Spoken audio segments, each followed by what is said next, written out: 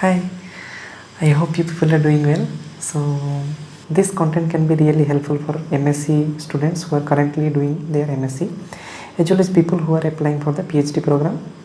So, we all have observed that if you are applying for a PhD program in all these good institutions like IIT, NIT, ISER, and research institutions, then even for if you take into example of new IITs like third generation IIT, NIT, BHILAI and all those institutions, here for 2 to 4 number of PhD position, around 200 to 300 students are applying, and after shortlisting you can see that there will be 50 or 100 students will be shortlisted.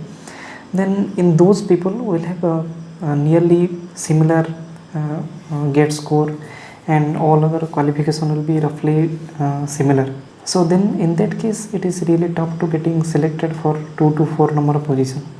So that means you have to do something different. If you are like all other people, then your getting selected is really less. So in this content I am going to talk about some of the things that you can consider during your MSc as well as when you are applying that can improve your chance of getting selected. So first thing is, as I have already discussed in my previous video, if you have any project work you have done, or if you have done any internship related to the research work, then it can be really helpful. Because see, when the interviewer, what they look in their students, whenever they are interviewing any student, they want to see that how that candidate is fit to their research work, whatever the research project they are going on in their lab, how that particular student can be fit into that work. So that is what they are looking for in a candidate who is applying for that position. So generally in research, all the research work, obviously it depends upon what kind of project you are applying for, because the nature of the project will be different, and so it is we cannot be in general for all the research project. But I am just for example I am telling you these things, and it can be different. You can look for what are the skills, if you have a specific thing in mind. If you are specific, like I want to do research in high energy physics, or I want to do research in material science, if you have any specific thing, then you can look for that in that field what are the things are required for the research. If you have those basic skill, then you can tell your interviewer that you are best fit for that position. So for example, if you are applying for material science, so DFT is really in trend, DFT simulation I mean. So during your MSc you can do project or internship in different institutions and do work related to DFT, or you can have hands-on experience on different instrument like Raman or any other instrument. You can write a research review article related to the work you want to pursue during your PhD, and these are the different things. And also you can learn different programming languages, because for different kind of experiment design, and specifically for the analytical work, generally the high energy in high energy physics theoretical work, they do all the in analytic work, they generally they use different kind of languages like Fortran, C programming, or Python, and all those things. So if you can learn those skills during your MSc, it can be really helpful. Interviewer can see that no, this candidate have a lot of qualities that can be fit into our group. That can be really helpful. I will not have to start from the beginning. So that is really crucial. If you are during your MSc, if you have already time, then you can acquire these skills during your MSc. It will be really helpful.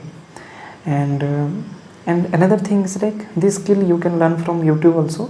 But one thing is that I will recommend to learn it from different recommended, like trusted resources, in which you can get the certificate. One I know is NPTEL, and other also different institutions, they offer some online courses. Most of them are free, and some of them offer with a minimal cost. You can opt for these courses, you can give the exam, and you can get the certificate also. So in that case, if you learn a programming or anything, you have certificate, then it is a bit better. Otherwise, it's if you do a project and you learn the languages and you do some research work, then it is also okay. So generally what they see that if you have any skill that can be helpful for the research, that is really good, that can help you a lot during your interview. So if you are in a stage like if you are now applying for the PhD program, if you have already completed your MSc, now you think of the what are the things you already have done during your MSc, or what are the skill you already have that can be helpful for the research, that you can mention during your PhD interview and all those things. Then it can really maximize your possibility to be getting selected for the PhD interview. So obviously you should be careful about the other things that I have already discussed in my previous lot of videos related to PhD interview. And also don't worry if you do not have any of these skills and you have didn't get chance to pursue these things during your MSc program. It's okay, but you still have possibility.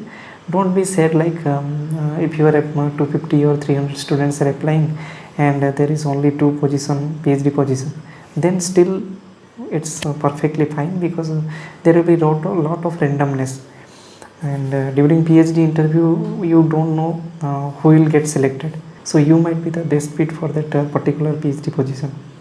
So it's just you cannot exactly say that in which institution you are going to be get selected, but keep on improving your skill and stay positive about the even there is a single post, but still you make the preparation and stay positive and try your best. If you try 100%, then your possibility of getting selected will be really high. So wish you all the best, and bye.